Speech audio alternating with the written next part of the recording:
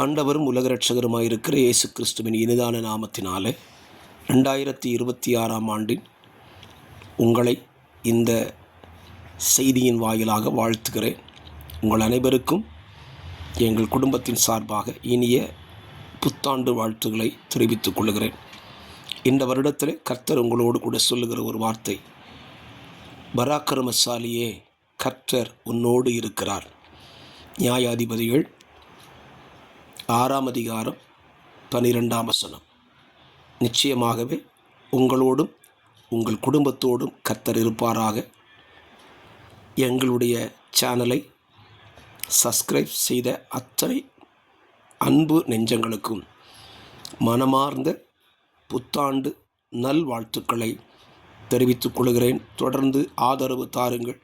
கர்த்தருடைய நாமத்தை நாம் தொடர்ந்து உயர்த்துவோம். God bless you. ஆமென்.